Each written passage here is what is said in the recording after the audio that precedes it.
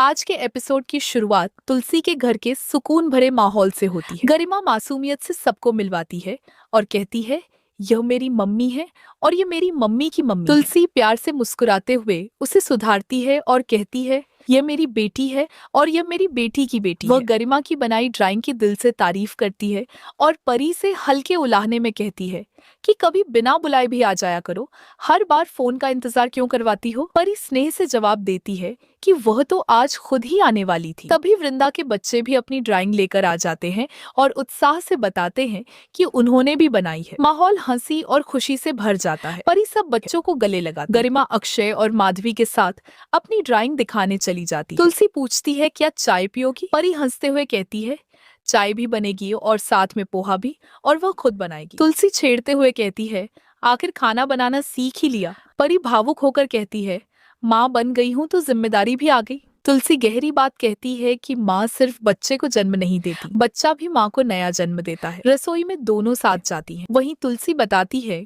कि आज उसकी मुलाकात अजय से हुई और उसने कहा कि बच्चों की वजह से तुम लोग मिलते रहते हो। यह सुनकर परी के मन में पुराने पछतावे जाग उठते। वह मानती है कि कभी वह बहुत स्वार्थी थी और उसने अजय के साथ गलत किया। उसे लगता है कि जो कुछ उसके साथ हुआ वह उसके कर्मों का परिणाम है। वह कहती है कि अजय खुशियां पाने का हकदार है, लेकिन उसकी जिंदगी में दुख ही आए। तुलसी समझाती है कि बीती बातों को छोड़कर आगे देखना चाहिए। परी भी मानती है कि अजय को आगे बढ़ना चाहिए और बताती है कि वह उसकी दोस्त अनंतिका से उसे मिलाने की कोशिश कर रही है, जो उसे पसंद करती है और उससे शादी करना चाहती है। तुलसी यह सुनकर शांत तो रहती है, लेकिन उसके मन में हलचल हो। परी पोहा लेने चली जाती है और तुलसी मन ही मन सब कुछ ठाकुर जी पर छोड़ देती है। दूसरी ओर शोभा अपने भाई गौतम से मिलने जाती है। वह उसके लिए कॉफी बनाती है और पुराने दिनों की याद दिलाती। गौतम कड़वाहट से कहता है कि अब न वह पहले जैसा रहा और न ही हालात। वह अपने माता पिता के प्रति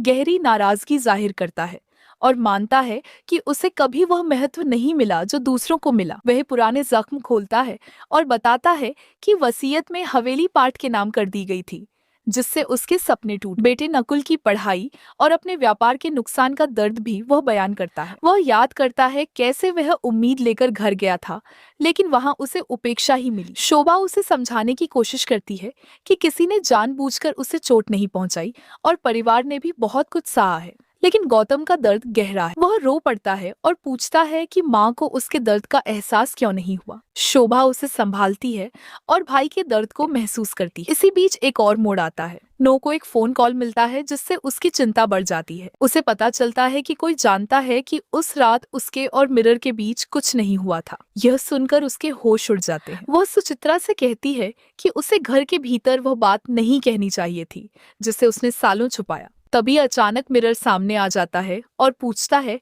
कौन सी बात छुपाई है? माहौल सन्नाटे में बदल जाता है। सुचित्रा बात टालने की कोशिश करती है, लेकिन नो कहती है अब सच छुपाना नहीं चाहती, क्योंकि 3 जिंदगियों का सवाल। कहानी अब एक ऐसे मोड़ पर आ खड़ी हुई है जहां सच सामने आए बिना नहीं रहेगा और हर रिश्ता उसकी परीक्षा से गुजरेगा।